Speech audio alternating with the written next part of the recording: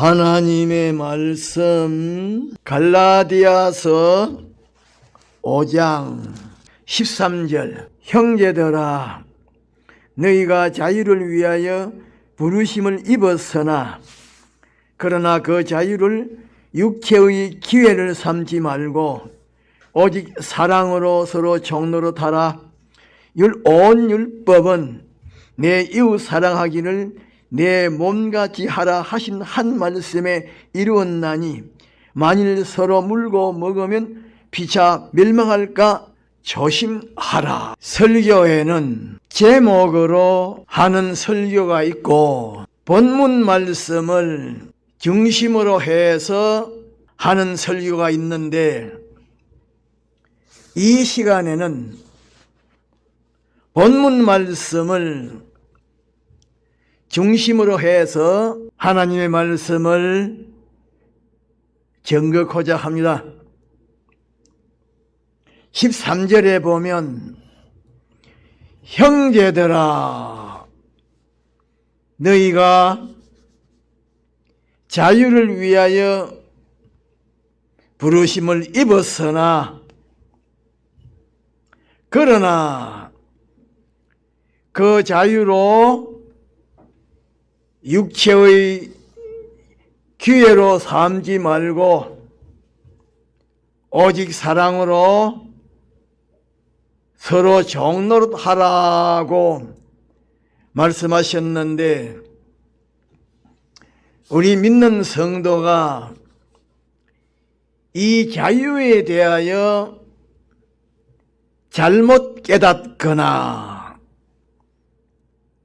잘못 해석하면 많은 폐단을 일으킵니다. 자유는 자기의 마음대로 행동하는 것이요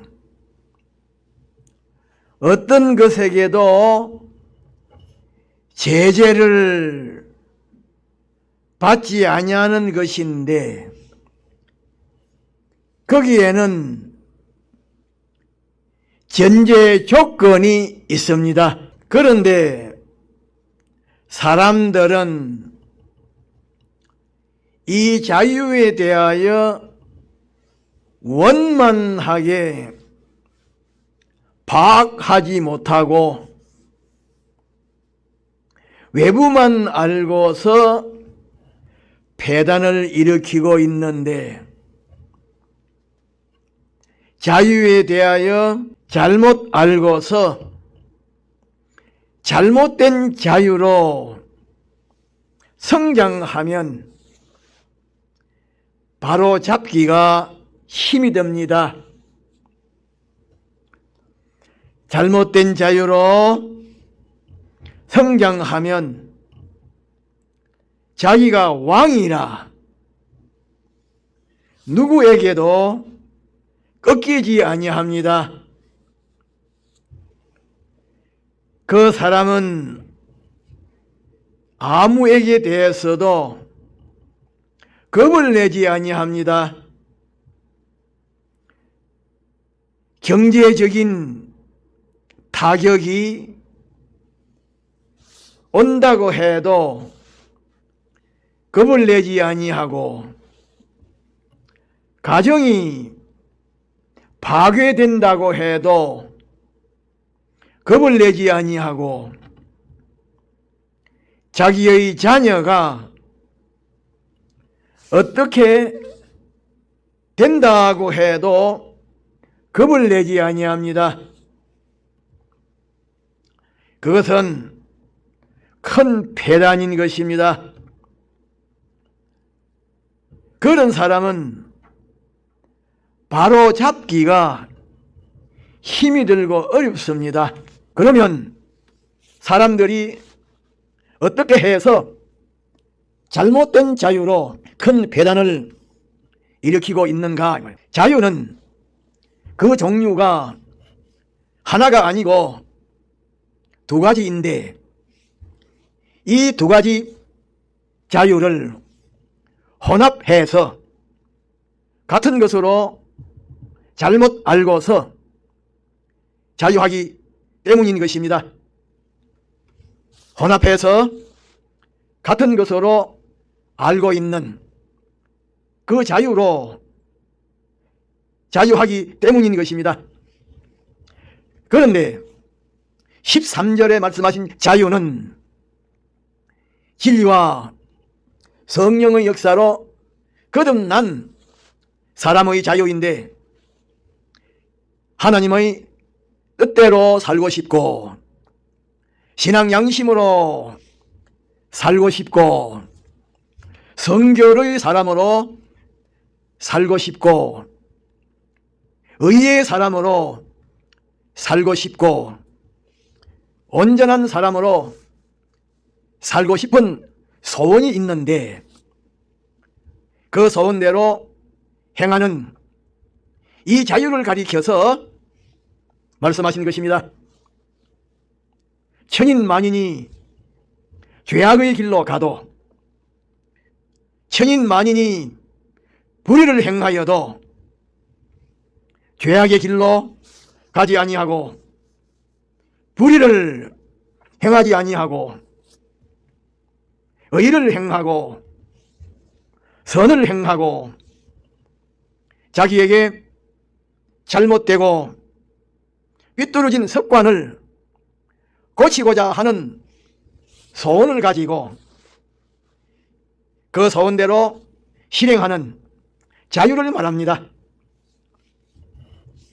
그런데 하나님께서 우리 믿는 성도를 불러서 예수님을 믿는 사람이 되게 하신 것은 위에 말한 그런 자유로 자유하는 사람이 되도록 하기 위함인데, 이 자유는 악의 자유가 아니고 선의 자유인 것입니다. 불의의 자유가 아니고 의의 자유인 것입니다. 그러므로 13절에 말씀하신 자유는 악의 자유가 아니고 선의 자유인데, 믿는다고 하는 사람들 가운데에는 옆도 뒤도 보지 않고 무엇이 어떻게 되든지 상관하지 아니하고 자기의 마음대로 행동하는 이 자유로 큰 폐단을 일으키는 사람이 많은데, 그런 사람들은 잘못하면 팔방미인이 되고 맙니다. 그러므로 우리 믿는 성도는 선의 자유로 자유하는 사람이 되어야 합니다. 사람과 대립이 되어도 진리와는 대립이 되면 안 됩니다. 물론 진리와 사람이 하나라고 하면 둘 다 맞추어야 합니다. 그러나 진리와 사람이 대립이 될 때에는 사람과는 대립이 되어도 진리와는 대립이 되지 말고 진리와 하나가 되어야 합니다. 하나님의 뜻대로 살려고 하는 소원, 진리대로 살려고 하는 소원, 천국의 소망을 이루고자 하는 소원, 이 소원을 세상에 있는 그 무엇과 부딪힌다고 해도 양보하지 아니하고 이 소원대로 해야 합니다. 그것이 성경에서 말씀하신 자유인 것입니다. 그러므로 아무것도 돌아보지 말고 소원대로 자유하라고 하는 이 자유는 하나님과 진리대로 행하는 자유인데 선한 자유입니다. 하나님과 진리대로 행하고자 하는 소원과 자유는 선한 소원이요 자유이기 때문에 이 소원과 자유를 이 세상에 있는 어떤 것에게도 간섭을 받거나 중단을 당하면 안 됩니다. 하나님과 진리는 인간보다 무한히 크시고 강하시기 때문에 하나님과 진리대로 행하는 것을 물질이나 지위나 권세나 사업이나 직장이나 몸이나 생명이나 그런 것 때문에 방해를 받거나 중단하면 안 됩니다. 자기 자신을 중심하고 위하는 소원, 이 소원을 이루기 위하여 사람이나 가정이나 사회를 버리고 부모 형제를 버린다고 하면 그것은 악 중의 악이요 그 대가로 영원한 결박을 받아야 합니다. 우리 믿는 성도가 자기 자신을 위하는 그것은 악 중의 악인데 자기 자신을 위하는 소원을 가지고 행동할 때에 곁에서 어린 아이가 그것을 보고서 잘못되었다고 지적하여 주면 즉시 시정해야 합니다. 그것이 지혜와 능력인데 시정하지 아니하면 마지막에는 심히 불행하게 됩니다. 고집을 부리면 자기만 손해인 것입니다. 우리 믿는 성도는 자기를 중심하고 위주로 하는 이 생각과 사상과 소원과 행동을 가지면 안 됩니다. 완전히 버려야 합니다. 자기 자신을 중심하고 위주로 하는 소원과 행동을 방해할 때에는 그 방해를 받아야 하고 반대할 때에는 그 반대를 받아야 하고 한 걸음 더 나아가서는 그 소원과 행동을 가지지 말아야 합니다. 그리고 하나님과 진리를 중심하고 위주로 하는 이 소원과 행동을 가져야 하고 하나님과 진리대로 행하는 그 행동은 무엇이 방해한다고 해도 그 방해를 받지 말아야 합니다. 자기의 소유나 몸이나 생명에게도 제한을 받지 말고 방해를 받지 말아야 합니다. 그러므로 교회는 어떤 것인고 하니 자기 자신을 중심하고 위주로 하는 소원과 행동을 죽이는 것이요 잘못된 자유를 죽이는 것이요 하나님과 진리를 위하는 그 소원과 행동을 가르치고 기르는 것이요 선한 자유를 가르치고 기르는 것입니다. 그런데 믿는 사람들 가운데에는 죽여야 할 잘못된 자유를 가지고 예수를 믿는 사람이 많은데 하나님과 진리를 중심하고 위하는 이 선한 자유는 자기 자신과 자기에게 소속한 사람들을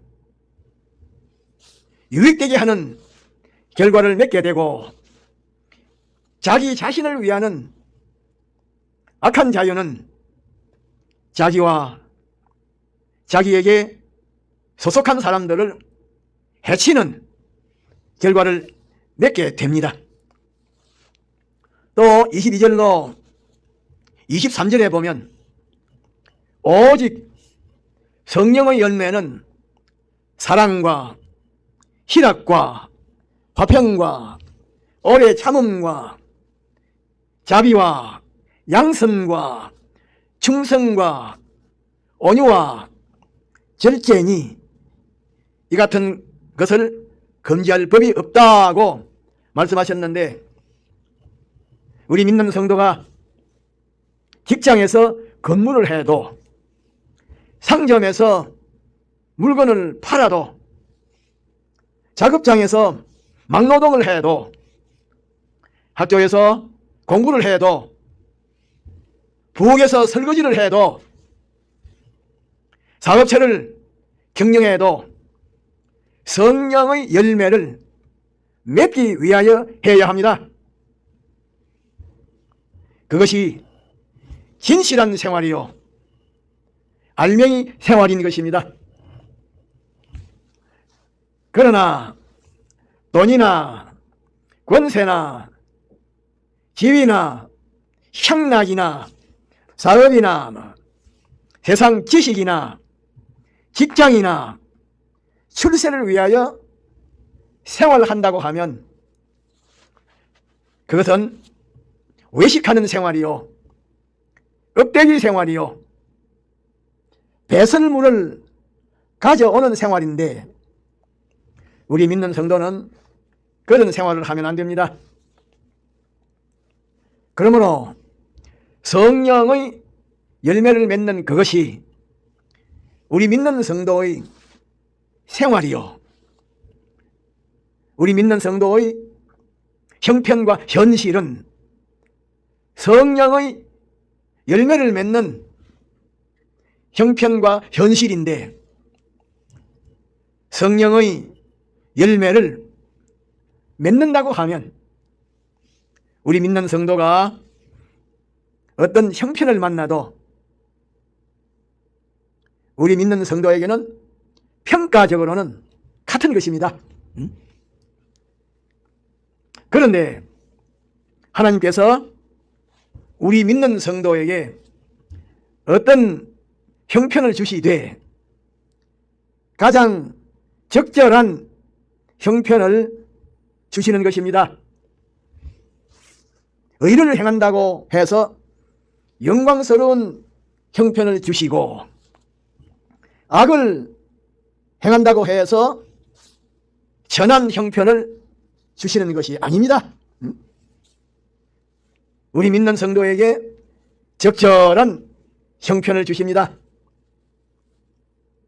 우리 믿는 성도 속에 교만이 있으면 그것을 뽑는 데에 적절한 형편을 주시고, 우리 믿는 성도가 약하여 낭망하면 담력과 용기와 소망을 가지는 데에 적절한 형편을 주시고, 우리 믿는 성도 속에 의가 없으면 또 있으면 있도록 하시고, 의를 연단하는 데에 적절한 형편을 주십니다. 그러므로 우리 믿는 성도가 만나는 형편은 어떤 형편이든지 그것은 하나님께서 우리 믿는 성도를 사랑하셔서 주시는 것인데, 우리 믿는 성도가 죄악 중에 빠졌을지라도 거기서 소망을 가지고 일어서야 하고, 또 일어섰으면 굳게 서서 나아가야 하기 때문에 우리 믿는 성도에게는 낭망이나 절망이 있을 수가 없고, 또 하나님의 변압 변함없으신 사랑을 의심하는 그런 미혹을 받지 않도록 해야 합니다. 하나님은 우리 믿는 성도를 인도하시되 끝까지 책임지시고 인도하십니다. 중단하지 않고 끝까지 계속하십니다.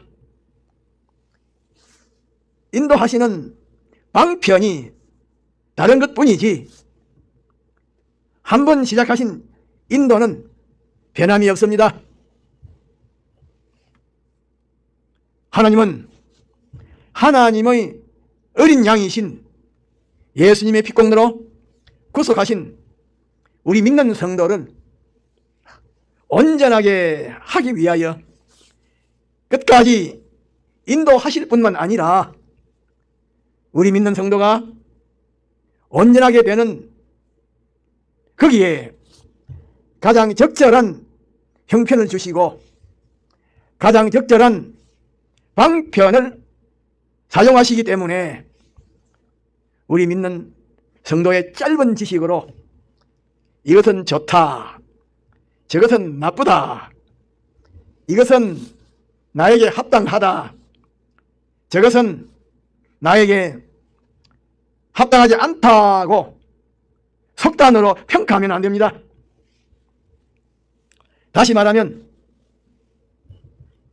우리 믿는 성도는 자기의 어둡고 짧은 지식으로 이 형편과 방편은 평안하고 좋으니까 내게 주십시오.